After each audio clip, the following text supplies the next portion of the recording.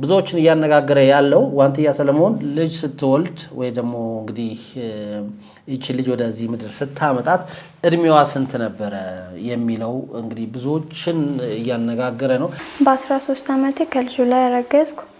ከዛ በኋላ 1 ወር ከ2 ሳምንት ነሻሉኝ። ዝም አልኩኝ በጣም ብዙ ጊዜ ግን አልቻልኩም። አሁን ላይ ደግሞ የነገመኝ ነው ነቴና እንዴት ልንገራችሁ ቤተሰቦቼ። ያኔ ለኔ የነበረ አቀራረቦች፣ አወራሮች፣ ሁሉ ነገሮች ነው የተቀየረብኝ ያልኩት።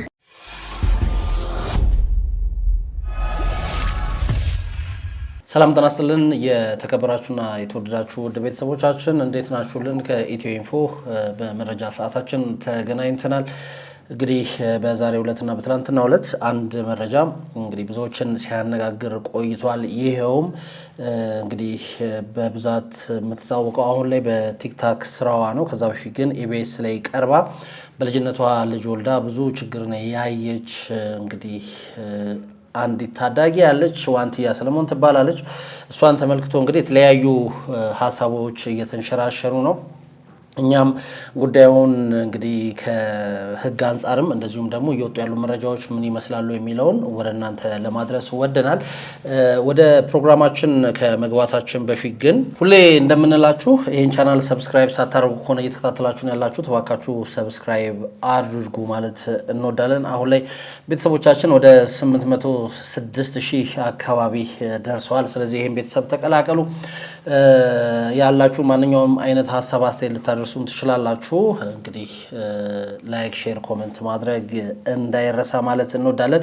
ከመሸጋገሪያ በኋላ ስንመጣ ዋንትያ ሰለሞን የዛሬ 3 ዓመት ከተወሰኑ ወራት በፊት እንግዲህ ኢቢኤስ ቴሌቪዥን ላይ ቀርባ ወደ 1.8 ሚሊዮን ህዝብ ያየው ወይም ደግሞ እይታን ያገኘ አንድ ቪዲዮ ሰርታለች። በዛም ጊዜ ብዙዎች እንግዲህ ይሄን ቪዲዮ ተመልክተው እጅግ በጣም አዝነዋል። እንግዲህ ፊቷ ላይ የነበረው ልጅነት ከዛም ባነሰ እድሜ ውስጥ ሆና ልጅ መውለዷ ደግሞ እንግዲህ ብዙዎች እንዲያዝኑላት አድርገዋል። ከዛ በኋላ እንግዲህ ኢቢኤስ ላይ አንዴ ሁለቴ ከቀረበች በኋላ በቲክታክ ስራ ወጣ እንግዲህ ዝነኛ መሆን ችላለች። የተለያዩ ስራዎችን እየሰራች ነው። አሁን ላይ ደግሞ ከልጇ ጋር በተያያዘ እንደዚሁም በተለያዩ የስራ ጉዳዮች ጋር ተያይዞ እንግዲህ ማህበራዊ ሚዲያ በሙሉ ስለሷ ጉዳይ እያነሳ ይገኛል። ጉዳዮቹ ምንድናቸው የሚለውን እንመለከታለን። ከመሸጋገሪያ በኋላ ተመልሰን እንገናኝ።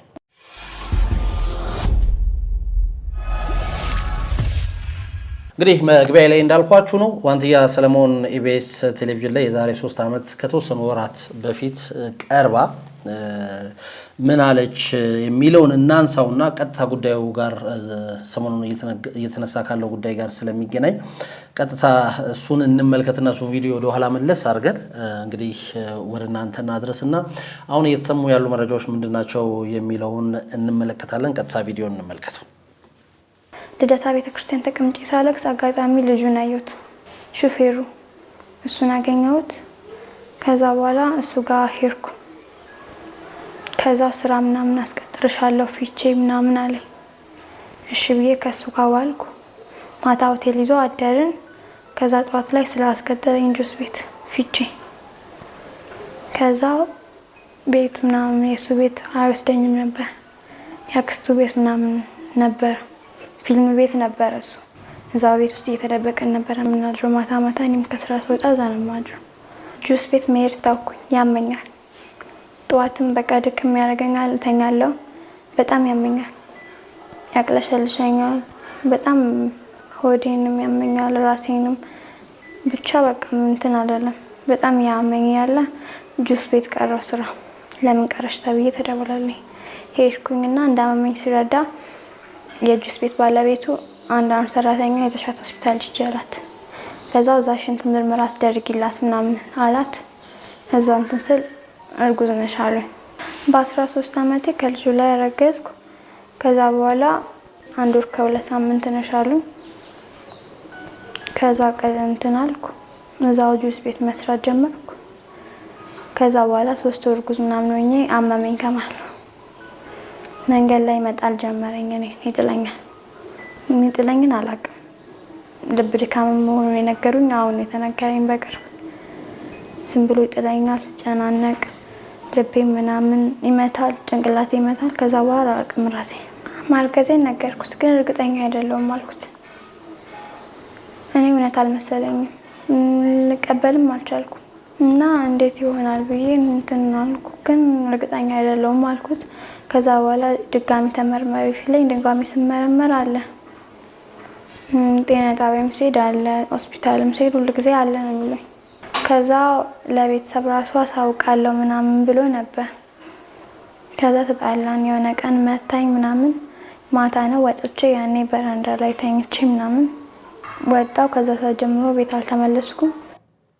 እንግዲህ አብረን እንደተከታተልነው ነው ዋንትያ ሰለሞን እጅግ በጣም ታዳጊ እያለች ማለትም የ12 የ13 ዓመት ልጅ እያለች ነው እንግዲህ ይሄንን አሁን የሰማነው ጉዳይ ያስተናገደችው።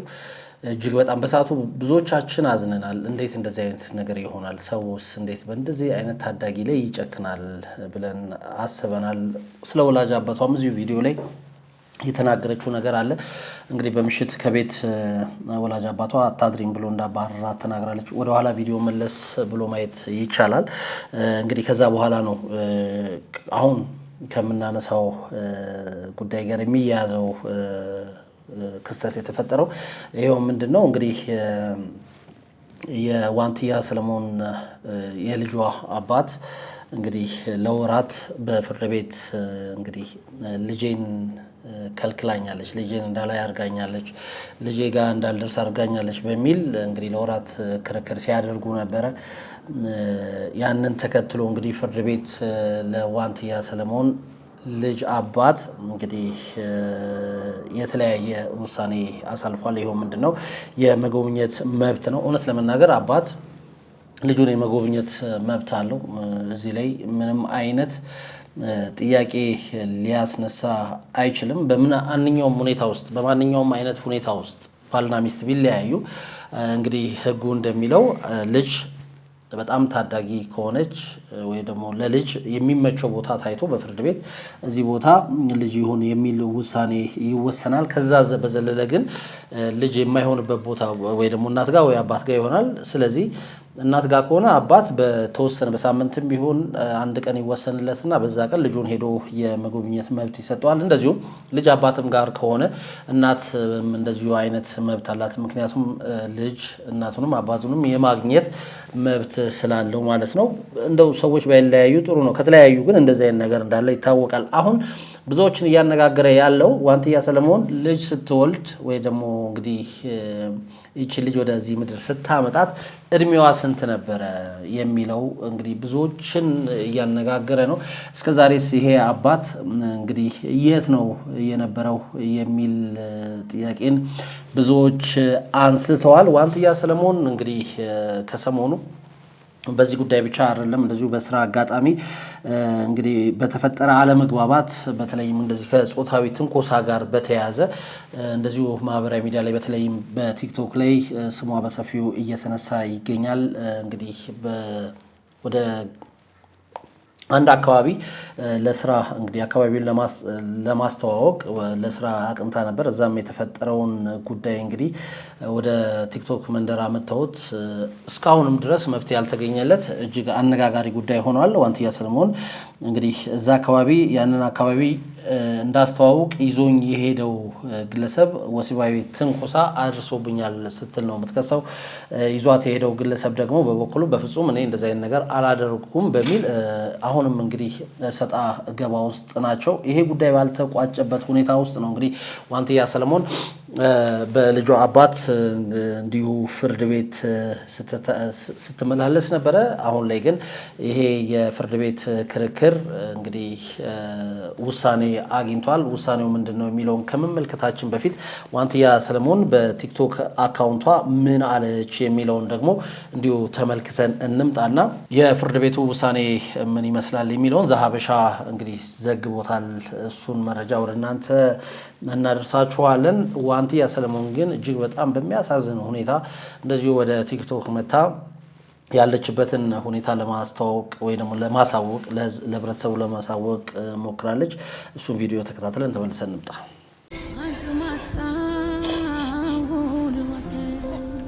እየደከመኝ ግን አይታይም፣ እንደደከመኝ አይታይማ። ለብሼ እስኪስታ አይታይም እንደደከመ። ወይኔ ደክሞኛል እስከምል የሞከርኩኝ ነው። በቃ ሁሉንም ለማስደሰት የሞከርኩኝ ነው፣ ግን አልቻልኩም። በቃ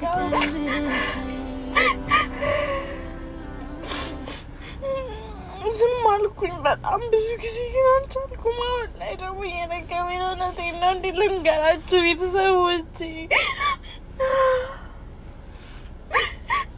ያው ምንም ቤተሰብ የለኝም ከእናንተ ውጭ። አሁን ደግሞ ግን እየሰለቸኝ ነው። ህይወት መግፋት ራሱ ከብዶኛል። ህይወቴ ከብዶኛል፣ አስጠልቶኛል። እቺ ነኝ እኔ ዋንትያ። እንግዲህ እንደሰማችሁት ነው። ዋንትያ በሚል የቲክቶክ አካውንቷ 1.7 ሚሊዮን በላይ ፎሎወር አላት። እዚህ ቪዲዮ ላይ እንግዲህ ወደ 1.8 ሚሊዮን በላይ እይታ ያገኘ ይሄ በቃ ለመኖሬ ምክንያት አጣሁለት ደክሞኛል እያለች እያለቀሰች ያለችበትን ሁኔታ ለመግለጽ ሞክራለች። እውነት ነው መናገር አሁንም ፊቷ ላይ ልጅነቷ እንዳለ ገና ይሄ ህይወትን በአግባቡ እንዳልኖረች በደንብ በሚያስታውቅ ሁኔታ ውስጥ ነው ያለችው። እሷም እንዳለችው ስለለበስኩ፣ ስለሳቅኩ፣ ስለተጫወትኩ ሁሉ ደስተኛ ነኝ ማለት አይደለም። ለመኖሬ ምክንያት አጥቼለታለሁ። እጅግ በጣም ነው የደከመኝ ስትል እጅግ በጣም በሚያሳዝን ሁኔታ ውስጥ ሆና ነው እንግዲህ ይህን ቪዲዮ የሰራችው። ቅድም እንዳልኳችሁ ወደ 4.8 ሚሊዮን ሰው አይቶታል። ለማንኛውም ዋንትያ እንግዲህ ቅድም እንዳልኳችሁ የተለያዩ እንግዲህ ሁኔታ ውስጥ ነው አሁን ያለችው።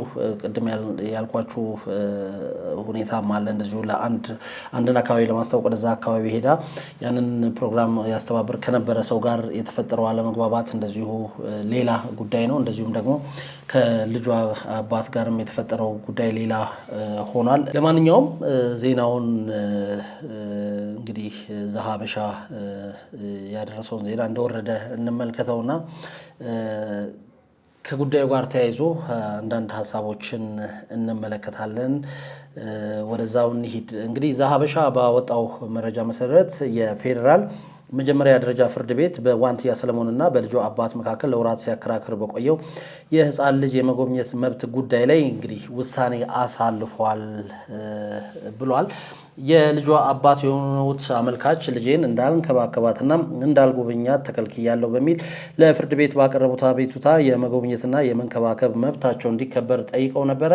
ተጠሪዋ ዋንትያ ሰለሞን ለቀረበባት ክስ በሰጠችው እንግዲህ ምላሽ አመልካች ከዚህ ቀደም አባትነቱን ክዶ ሲከራከር እንደነበርና በወቅቱ በገንዘብ እጥረት ምክንያት የዲኤንኤ ምርመራ ባለመደረጉ መዝገቡ ተዘግቶ እንደነበረ አስታውሳለች ተብሏል። አክላም አመልካች አባትነቱን በሕግ ሳይረጋገጥ ያቀረበው ጥያቄ ተቀባይነት የለውም፣ ልጇን በአግባቡ እየተንከባከበች እንደሆነና ህፃኗን የሚጎዳ ምንም አይነት ተግባር ወይም ደግሞ ተንቀሳቃሽ ምስል እንዳልሰራች አባትነቱን ክዶ የቆየውና ቀለብ ቆርጦ የማያውቅ ሰው ህፃኗን እንዲጎበኝ መፍቀድ ለልጅቷ ደህንነት ተገቢ አይደለም የሚሉ ነጥቦችን በማንሳት ክሱ ውድቅ እንዲደረግላት እንግዲህ መሟገቷን ዘሀበሻ ዘግቦታል። ጉዳዩን ሲመረምር የቆየው የንፋስ ስልክ ላፍቶ ምድብ አራተኛ ቤተሰብ ችሎት የግራ ቀኙን ክርክር ከመረመረ በኋላ እንግዲህ የተወሰኑ ውሳኔዎችን አሳልፈዋል።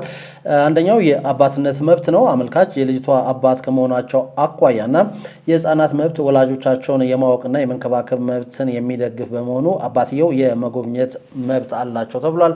ሁለተኛ የማስረጃ እጥረት ነው። ተጠሪዋ ወይም ደግሞ ዋንትያ ሰለሞን አመልካች ልጃቸውን እንዳይጎበኙ የሚያደርግ በቂ የሰነድም ሆነ የሰው ምስክር ማስረጃ አላቀረበችም የሚል ውሳኔ ተላልፏል። የጉብኝቱን መርሃ ግብር እንደዚሁ ወጥቷል።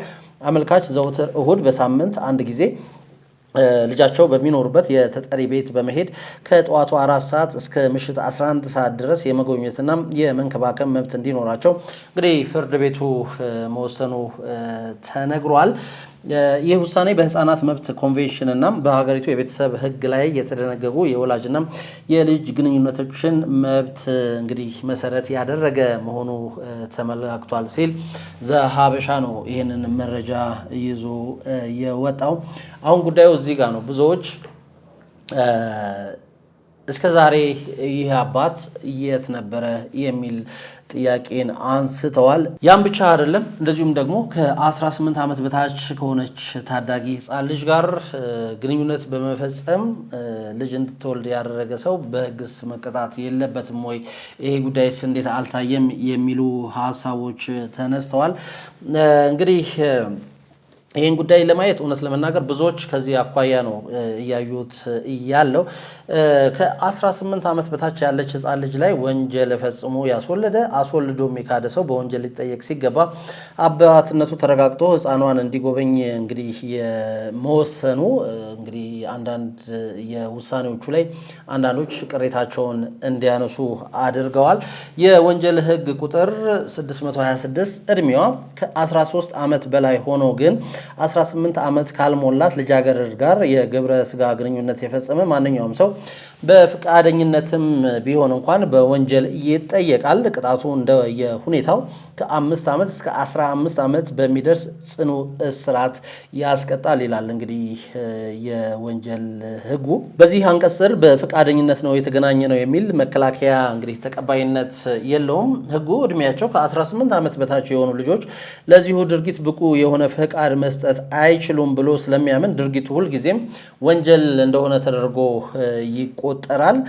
ተከሳሹ እድሜዋ 18 ዓመት የሞላ መስሎኝ ነበር ወይም እድሜዋን አላቅም ነበር፣ ጉልበት ተጠቅሜ አልደፈርኳትም በሚል እንግዲህ ተልካሻ ምክንያት እንኳን ከቅጣት ሊያመልጥ እንደማይችል የህግ ባለሙያዎች ይናገራሉ።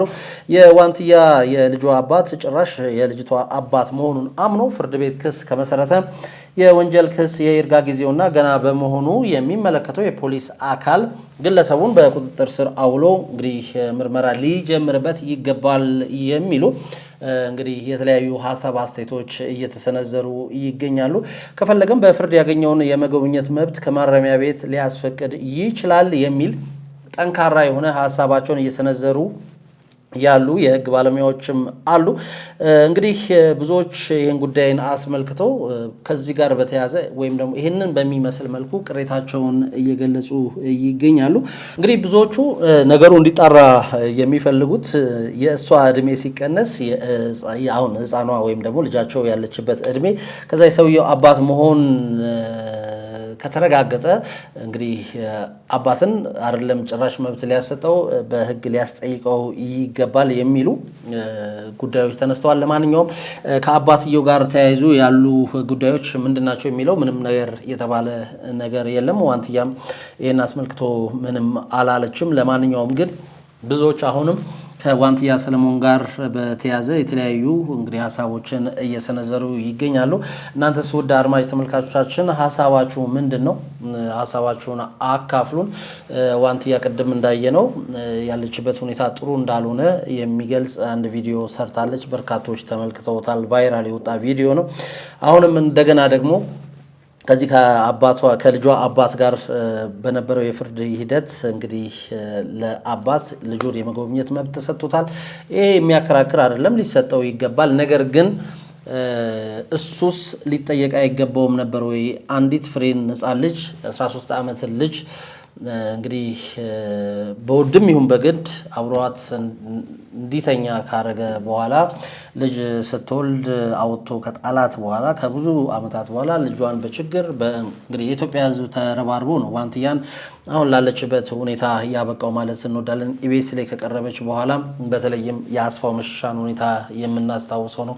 እንደ አባት ስፍስፍ ብሎ ሲያለቅስ እናስታውሷለን፣ የእሷን ታሪክ እየሰማ ያን ተከትሎ እንግዲህ በርካታ ኢትዮጵያውያን ዋንትያ ሰለሞን የተሻለ ቦታ እንድትደርስ ብዙዎች ድጋፍ አድርገውላታል። ኢቢኤስ ቴሌቪዥንም እንደዚሁ በበኩሉ ድጋፍ አድርጎለታል። ከዛ በኋላ ግን እንደዚሁ በቲክቶክ መጣ የተለያዩ ስራዎችን ሰርታ ልጇን እንግዲህ ለማሳደግ በቅታለች። የተለያዩ ውጣ ውረዶችን አልፋ እዚህ ለደረሰች አንዲት እናት ይሄ ነገር ተገቢ አይደለም የሚሉ አስተያየቶች እንግዲህ በርከት ብለው እየተሰሙ ነው። እናንተስ ይህን ጉዳይ አስመልክቶ ምን ትላላችሁ የሚለውን ሀሳብ አስተያየቶቻችሁን አድርሱን። እንግዲህ የፍርድ ቤት ውሳኔ ሁልጊዜም እንግዲህ መከበር አለበት ማለት እንወዳለን። ነገር ግን አንዳንድ ጉዳዮችም ተያይዘው ሊታዩ ይገባል። አሁን ላይ እንደገና ቅድም ብያቸዋለሁ ወደ አንድ አካባቢ ሄዳ ማስታወቂያ ለመስራት ሄዳ በነበሩ አለመግባባት እንግዲህ ወሲባዊ ትንኮሳ ደርሶብኛል በሚል እንግዲህ ቅሬታ አቅርባ በማህበራዊ ሚዲያ ነገሮች በጣም እየተጋጋሉ ያሉበት ሰዓት ነው። ያኔ ለእኔ የነበረ አቀራረቦች፣ አወራሮች፣ ሁሉ ነገሮች ነው የተቀየረብኝ ያልኩህ። ገባክ? የተቀየረብኝ ስልህ እኔም ሴት ነኝ፣ የሚሰማኝ ነገር አለ። ገባህ?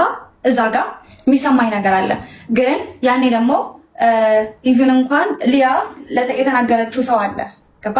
ሊያ የተናገረችው ሰው አለ። እሷ አንቺ ለምንድን ነው እዚህ ሆቴል ከእሷ ጋር የምታድሪው? ገባ? ብላ የተናገረችው ሰው አለ። ሌላ ሰው ማለት ነው። ማን? እኔ ነኝ። አዎ፣ ለምንድን ነው እዚህ የምታድሪው ከእሷ ጋር? ኢቭን እንኳን አንድ አልጋ ላይ እኔ ነኝ ያወራሁት። ለያ እንደዛ ብለህ እንዳወራሁት ነው የሰማሁት ነው የምልህ። ለማን ያልኩት? ሊያ ብዬሻለሁ። ሊያ አለች። ሊያ ተናገሪ እስኪ። እኔ አላውቅም ውሸት ምናምን ነገር ግን ሁሉ ነገር እየተቀየረ ነበር። እኔ ጋር ጥያቄ ነበር። ነገር እዚህ ጋር ስለመጣ አይደለም ዋንቲያ፣ እዚህ ጋር ሰው ስላለ ምናምን ስለተቀየረ አይደለም። አሁን እንደዚህ የምታወሪው እሺ፣ አንድ ሰው ላስገባ። ይቅርታ ሶሪ ዋንቲያ፣ እኔ ወርዳለሁ። ልዕልቴን አስገቢያት። እሺ፣ እኔ ወርድልሻለሁ። ልዕልቴን አስገቢያት። ግን ቀጥታ የሚጠይቁሽን ጥያቄ ቀጥታ መልሺ። ቀጥታ መልሺ ፕሊዝ። ምንም ቢባል የሚያስፈራሽ ምንም ነገር ስለሌለ ዳይሬክትሊ መልሺ። ብዙ ሰው አለ ሁላችን ቤተሰብ ነው። ምንም አትፍሪ፣ አትሳቀቂ። ከትናንት ጀምሮ እኛም ከዚህ ልጅ ጋር እየተፋጠጥን ያለ ነው እዚህ ጉዳይ ላይ ስለሆነ ምንም ሳትፈሪ ቀጥታ ዳይሬክት ተናገሪ። ምንም ያስፈራሽ ነገር የለም። ዳይሬክትሊ እንዲህ አይነት ጥያቄ አቅርቤልሻለሁ ወይም ሴክሹዋሊ ኢንተራክሽን ሊሆን ይችላል፣ ንክኪ ሊሆን ይችላል። የሆነ ነገር ካለ እንዲህ አድርገኛል፣ ስለዚህ በዚህ ምክንያት ደብሮኛል ብለሽ በግልጽ ተናገሪ። ምንም ያስፈራሽ ነገር የለም። ከቻልሽ ልዕልቴን አስገቢ። እሷም እየጻፈችልሽ ነው። እዚህ ጋር ያሉት ገስት ላይ ያሉትም ሰዎች ሁሉም ሰው ከጎንሽ ነው ያለ ነው። የተጎዳሽበት ነገር ካለ ሁላችንም ቤተሰብሽ ነን፣ ካጠገብሽ ነው ያለ ነው። ምንም ያስፈራሽ ነገር ስለሌለ ሳትፈሪ ይሄ ነገር አለ እንዲህ ተደርጊያለሁ ብለሽ ዳይሬክትሊ ተናገሪ። ምንም ያስፈራሽ ነገር የለም። እሱን ጥፋት አጥፍቶ ከነበረ በዛ ያደረገው ነገር ላይ አካውንታቢሊቲው ሬስፖንሲቢሊቲውን ወስዶ እሱም በዛ ላይ በግልጽ ተነጋግሮ ነው እንጂ ይቅርታ ተሸፋፍኖ ይቅርታ ምናምን እንደዛ ነገር የለም። በግልጽ ሁሉም ነገር መነገር አለበት ባይነንኛ። እዚህ ላይ ያላችሁት እነ ሙክታር ሁላችሁም ጓደኞች አዘበቦታ ያላችሁ ሰዎች ቴንኪዩ ለሀቅ ስለምትቆሙ ማለት ነው።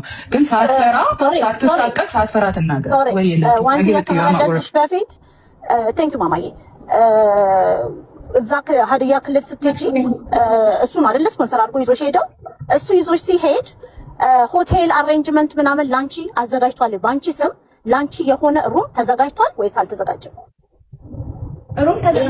ሩሙም አንድ ላይ ነው የሁላችሁም ሩም አንድ ቤት ሳይሆን ቆይ እሷ ታውራ፣ አንተ ዝም በል። ሚዩትን ሰርና እሷ ታውራ። ምንም ሳትፈሪ የተሰማሽን ስሜት ዋንትያ የተሰማሽን ስሜት ምን እንዳለሽ ከዛም በኋላ ከወጣሽ በኋላ የተነጋገርሽው ምንም ሳትፈሪ ተናገሪ። ምንም ሳትፈሪ ይሄ ይሰድቡኛል፣ ያንቋሽሹኛል፣ ይነሱብኛል። እኔ የሀዲያ የኦሮሞ አንድ ነገር ልንገራችሁ። ይቅርታ አንድ ነገር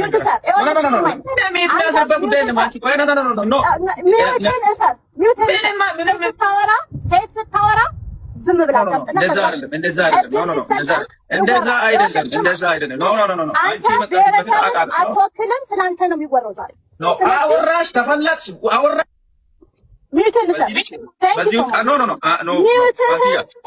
ይቅርታ ለምን መሰለህ ስታወራ ሊያቋርጣት አይገባም።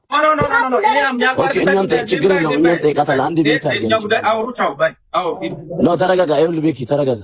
እሱ ላይ ይሄ ነገር ተፈጥሯልና አሁን የዋንትያን ሰለሞንን ህይወት ምስቅልቅል ያደረገባት ወይም ደግሞ ይሄ በቃ ለመኖር ምክንያት አጣው እስክትል ድረስ መጥፎ ሁኔታ ውስጥ እንድትገባ ያደረጋት ጉዳይ እነኚህ ጉዳዮች እንግዲህ ተደራርበውባት ነው የሚሉ መረጃዎችን ለማግኘት ችለናል። ለማንኛውም እናንተስ እዚህ ጉዳይ ላይ ያላችሁ ሀሳብ አስተያየት ምንድነው? መረጃችሁን እናንተስ ለማንኛውም እዚህ ጉዳይ ላይ እናንተስ ምን አይነት ሀሳብ አስተያየት አላችሁ?